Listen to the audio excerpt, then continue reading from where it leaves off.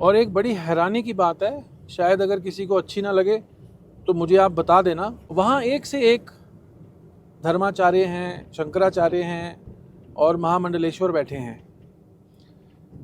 अगर मैं किसी महामंडलेश्वर की जगह होता, अब तक मैंने जितनी लाइमलाइट अभय सिंह हासिल कर चुका है, अभी तक मैंने उसको शास्त्रार्थ के लिए ललकार दिया होता कि अभय सिंह तुम इतना बातें कर रहे हो बढ़ बढ़ के, हमारी ज़िंदगी हो गई यहाँ बैठे हुए, सारी ज़िंदगी हमने साधना की है, तपस्या की है, तो हम तुम्हें चैलेंज करते हैं, तुम आओ हमसे शास्त्रार्थ करो, ओपन फोरम में, ओपन मंच के ऊपर, पब्लिक के सामने, मीडिया के सामने शास्त्रार्थ होना चाहिए।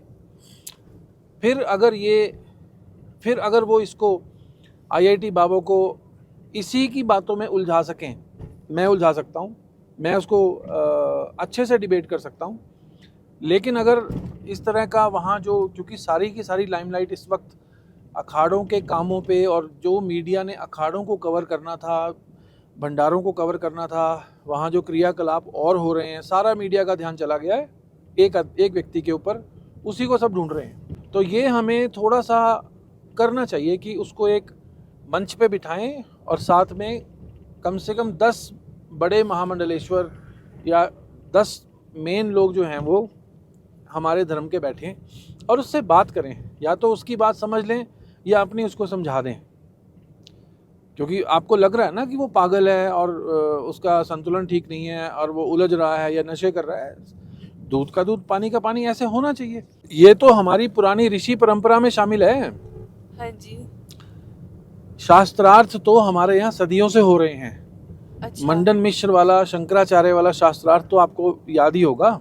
हाँ जी। तो शास्त्रार्थ करने में क्या बुराई है? हाँ जी। ऐसा तो है नहीं कि वो व्यक्ति इस लायक भी नहीं है कि उससे शास्त्रार्थ भी ना किया जा सके। हाँ जी।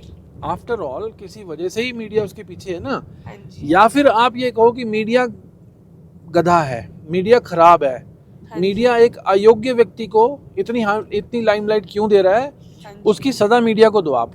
क्योंकि अगर मीडिया एक अयोग्य और नाकाबिल और बेकार आदमी को इतनी लाइमलाइट दे रहा है हाँ जी। आपके कुंभ में, जो आपका कुंभ है, हाँ जी।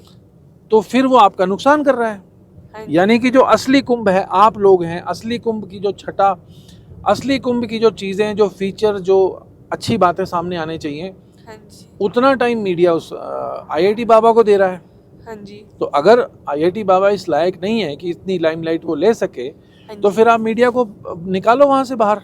क्योंकि इस वक्त उस पूरे एरिया में जो चलती है वो हमारे अखाड़ों के प्रधान जो होते हैं, मेन जो मुख्य जो उनके धर्माचार्य होते हैं, उन्हीं की चलती है।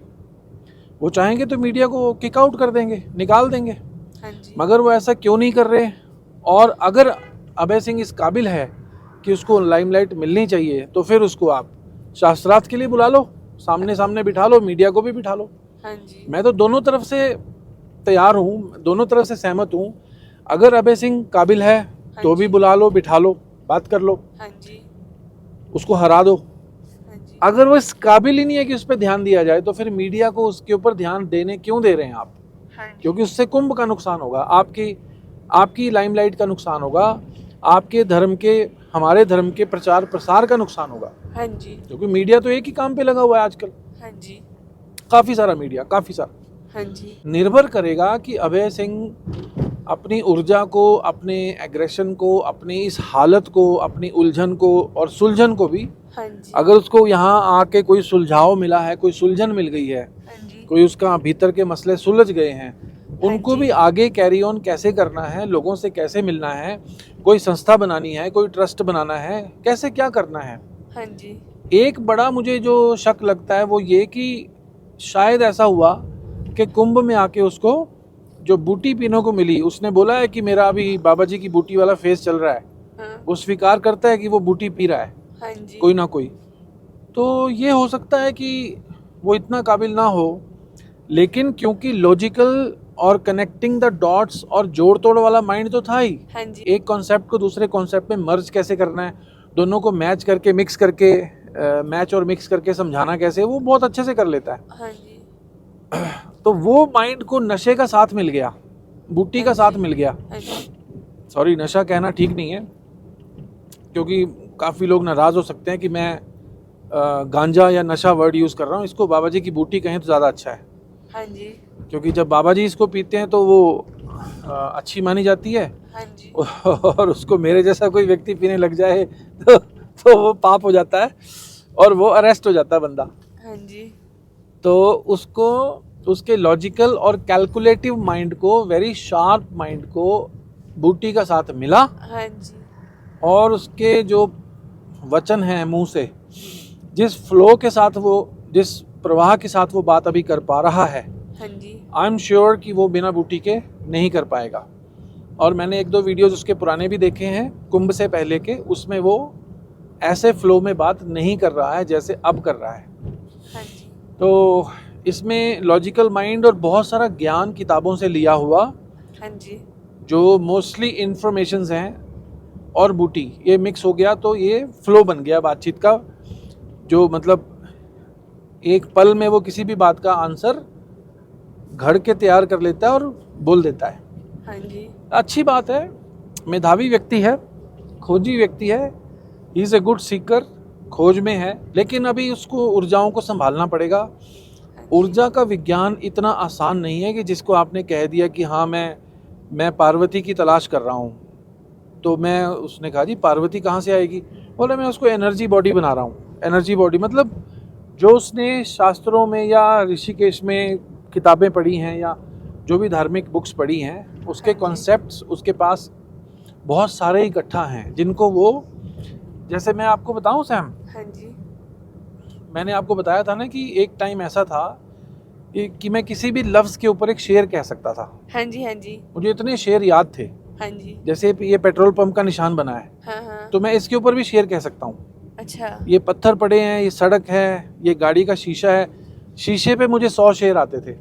अच्छा। सड़क पे यानी कि रास्ते पे मुझे 100 शेर आते थे। ऐसे में मतलब ये ओपन एस्कोटेल मोबाइल फ़ोन्स की महफिलों में जब डिनर पे या वहाँ पे सोनीपत में दावत रेस्टोरेंट में पार्टी में जाते थे, हाँ जी। तो वहाँ ओपन होता था कि इसको कोई भी लफ्ज़ दे दो वो शेर सुना देगा। अच्छा। ऐसा ही अभय सिंह के साथ हो रहा है। उसको आध्यात्म का, धार्मिकता का कोई भी शब्द आप दे दो, वो उस शब्द की जोड़ तोड़, उसके पीछे की थ्योरी, उसका कॉन्सेप्ट क्या है, वो शब्द कहाँ से आया है, आगे कहाँ समझा सकता हूँ मैं उस शब्द को, वो सारा उसको एकदम चुटकी में उसकी ज़बान पे आ जाता है। हाँ जी। आप समझ रहे हो? हाँ जी। हाँ जी। जैसे चुटकी में मेरी ज़बान पे किसी भी शब्द से रिलेटेड शेर आ जाता था, हाँ ये जी। बिल्कुल ऐसे ही है। लेकिन इसका मतलब ये नहीं कि मैं अच्छा शायर हो गया। मैंने हाँ जी। अपना शेर एक नहीं लिखा। हाँ जी। अभय सिंह खुद अच्छा आध्यात्मिक व्यक्ति, धार्मिक गहराइयों को पहुंचा हुआ व्यक्ति है कि नहीं है, इसके ऊपर डाउट्स हैं। अच्छा। अभी देखना होगा आगे क्या निकलता है ना। अच्छा। हाँ जी। अभी तो उसको ये भी समझ नहीं है कि जैसे उसने सपा और अखिलेश यादव और राहुल गांधी के बारे में रक्त बीज बोल दिया, जो कि असुर थे बोल दिया, राक्षस बोल दिया उनको, हाँ जी। कि एक को मारो 4 पैदा हो जाते थे। मतलब जी। अभी इसका मतलब सपा वाले और कांग्रेस वाले क्या लेंगे, हाँ जी। पता लगे उग्र रिएक्शन हो गया किसी का और अभय सिंह जी को कुछ नुकसान पहुंच गया, मतलब हाँ कुछ जी। भी हो सकता है। हाँ तो जी। अभी उसको इसके रेपरकशंस का आइडिया नहीं है कि धार्मिक उन्माद या राजनीतिक उन्माद हमारे देश में क्या क्या कर सकता है। हाँ जी। धार्मिक और राजनीतिक उन्माद के चलते हमारे यहाँ दंगे हुए हैं, हमारे पास पूरा इतिहास है दंगों का। हाँ जी। तो अभी उसको समझ लेनी पड़ेगी कि मैं पॉलिटिकली करेक्ट होके कैसे बोलूँ। हाँ जी। उसको महामंडलेश्वरों और धर्माचार्यों की निंदा भी नहीं करनी पड़ेगी ज़्यादा, हाँ जी। है ना। और एक बात में मैं उसको साधुवाद देता हूँ, हाँ जी। व्यक्तिगत रूप से तारीफ करता हूँ। हाँ जी।